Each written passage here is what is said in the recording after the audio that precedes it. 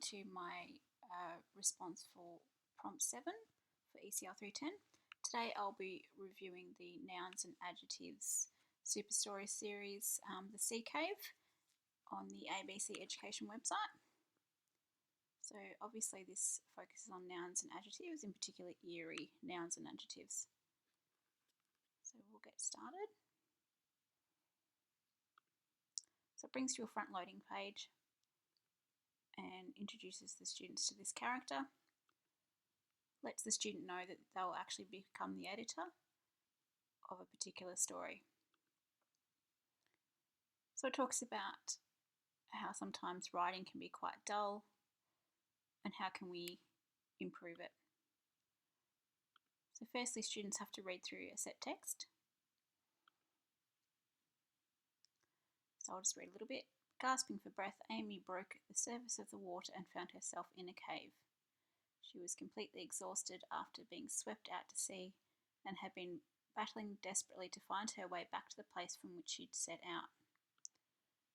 So slowly the students read through the text to become familiar. Then they're taken back to the landing page and they're asked to go back through the text again and to see if they can add some more detail and make the writing sound a bit more eerie, a bit more engaging for the reader. It talks the students through about what is a noun and then scaffolds the students and has a good look at, what is a good choice of a noun.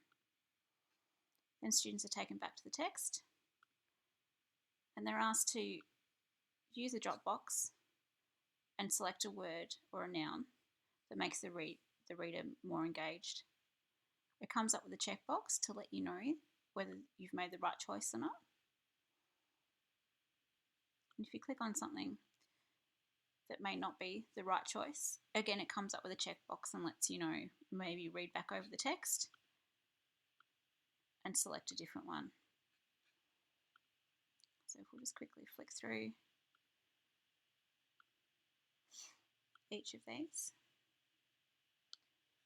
So as you can see, it's asking the students to be critical readers, to edit, to think about the reader, and to think about the author's purpose. So for this text, it's obviously to create a sense of drama and an eeriness. So slowly we just get through. And that takes us to the end of the noun section. Just going to flick over now to the next part. This is where it starts to look at adjectives. So again, the students are scaffolded as to what is an adjective, what makes a good adjective, etc. And they're taken back through the text again. And again, they're given options of what might sound right or what might engage the reader further. The good thing about this activity is the selection that's scaffolded for the students. And again, it will tell you if your choice isn't quite meeting the criteria or meeting the text. So it makes the children read back over the text and really work on those comprehension skills.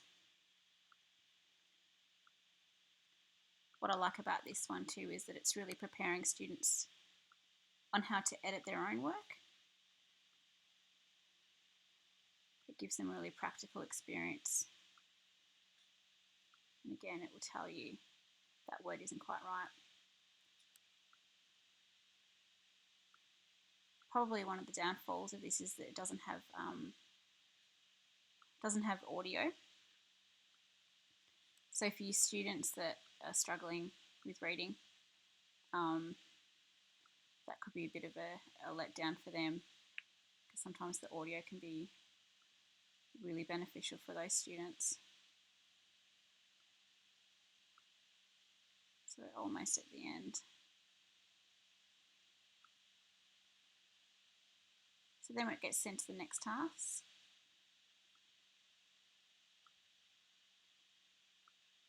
Sorry, whoops. And I asked them to review it again, but this time looking at the illustrations. And again, this is really good for children's comprehension.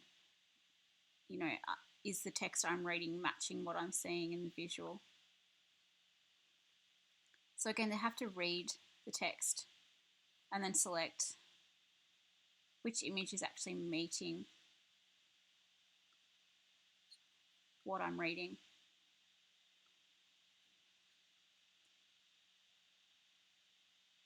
However, I think, again, the audio would really, really help some students that struggle with comprehension, because there might be words that they're not quite familiar with, know how to pronounce.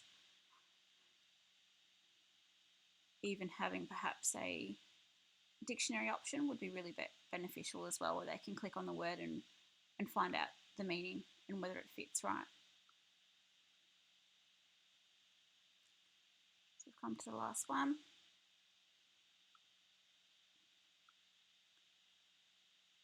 It takes you back to the landing page saying that you've now finished the book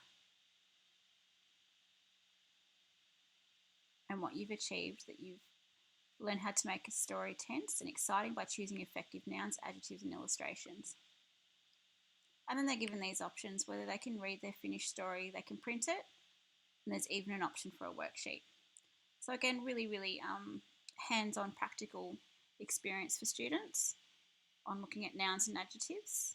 Prepares them well on how to go back and edit their own work or a friend's work. Well scaffolded, but probably really needs an audio option. Thanks, guys.